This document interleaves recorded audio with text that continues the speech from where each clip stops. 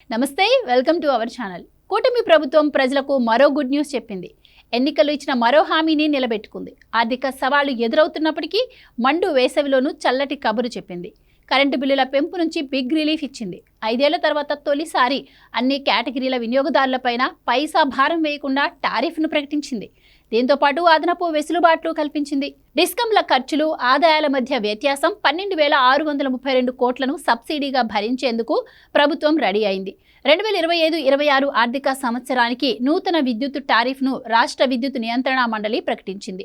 గృహ వినియోగదారుల టారిఫ్లో ఎలాంటి మార్పులను కమిషన్ ప్రతిపాదించలేదు. వచ్చే ఏప్రిల్ నుంచి నూతన టారిఫ్ అమల్లోకి రానుంది. జగన్ సర్కార్ గత 5 ఏళ్లలో ఏటా ఏదో ఒక పేరుతో విద్యుత్ భారాలను ప్రజలపై మోపడంతో టారిఫ్ ప్రకటన అంటేనే ప్రజలు బెంబేలెత్తే పరిస్థితి నెలకొంది. డిస్కంల ఆదాయం అంచనా 44,323 కోట్లు. వచ్చే ఆర్థిక సంవత్సరంలో విద్యుత్ కొనుగోళ్లు, ఇతర నిర్వహణ ఖర్చులు కలిపి 57,544 కోట్లుగా కమిషన్ అంచనా వేసింది. 2025-26 ఏడాదికి 58,868.52 కోట్లు అవసరమని కమిషన్కు దాఖలు చేసిన వార్షిక ఆదాయ అవసరాల నివేదికలో డిస్కంలు పేర్కొన్నాయి. వాటిని పరిశీలించిన మీదట 1,324.35 కోట్లకు కమిషన్ కోత విధించింది. విద్యుత్ విక్రయాల ద్వారా డిస్కంలకు 44,323.30 కోట్ల ఆదాయం వచ్చే అవకాశం ఉందని కమిషన్ అంచనా వేసింది. ఇక 44,185.27 కోట్ల ఆదాయం రావచ్చని డిస్కంలు ఏఆర్ఆర్లో ప్రతిపాదించాయి. ఆదాయం 138.02 కోట్లు పెరిగే అవకాశం ఉందని కమిషన్ భావించింది. డిస్కంల అవసరాలు, విద్యుత్ విక్రయాల ద్వారా వచ్చే ఆదాయం మధ్య వ్యత్యాసం 12,632.40 కోట్లుగా కమిషన్ అంచనా వేసింది. ఆదాయ లోటు 14,683.26 కోట్లుగా డిస్కంలు అంచనా వేశాయి. గత ఏడాది ప్రసార పంపిణీకి 2,114 కోట్లు సర్దుబాటు చేశాక ప్రభుత్వం రాయితీగా భరించాల్సిన మొత్తం 12,632 కోట్లుగా కమిషన్ అంచనా వేసింది. ఈ మొత్తాన్ని వ్యవసాయ, ఉద్యాన, ధోబీఘాట్లు, ఆక్వాకల్చర్, ఎస్సీ ఎస్టీలు, పేద, రజకులు, స్వర్ణకారులు, నాయి బ్రాహ్మణులు, గోల్డ్ కవరింగ్ పరిశ్రమలకు, చేనేత కార్మికులకు ఉచిత విద్యుత్ పథకం కింద అందించే విద్యుత్తుకు రాయితీగా ప్రభుత్వం అందిస్తుంది. ఇక విద్యుత్ డిమాండ్ నిర్వహణలో భాగంగా ఎల్టీ పారిశ్రామిక వాణిజ్య వినియోగదారులకు టీఓడి టారిఫ్ అమలు చేయాలని నిర్ణయించింది.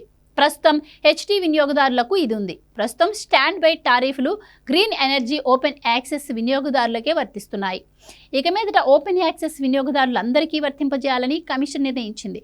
దీనివల్ల ఓపెన్ యాక్సెస్ విధానంలో వినియోగదారులకు అందాల్సిన విద్యుత్ తాత్కాలికంగా విఫలమైతే వినియోగించిన విద్యుత్కు భారీ జరిమానా చెల్లించాల్సిన బాధ తప్పనుంది.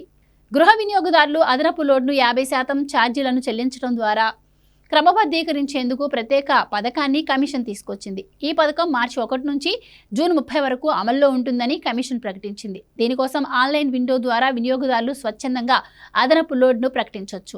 అదనపు లోడ్ క్రమబద్ధీకరణకు సెక్యూరిటీ డిపాజిట్ చెల్లించాల్సి ఉంటుంది.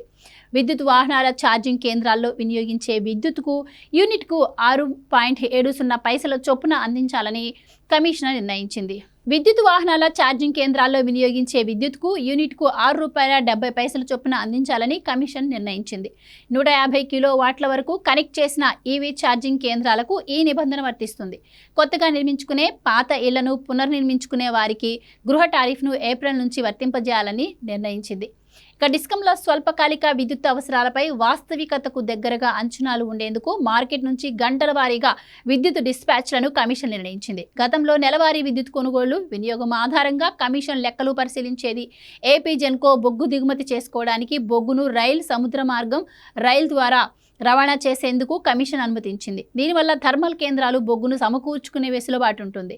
2025-26 టారిఫ్తో పాటు 2023-24లో పనితీరు నివేదికను కూడా కమిషన్ ఆర్డర్లో తొలిసారి చేర్చింది.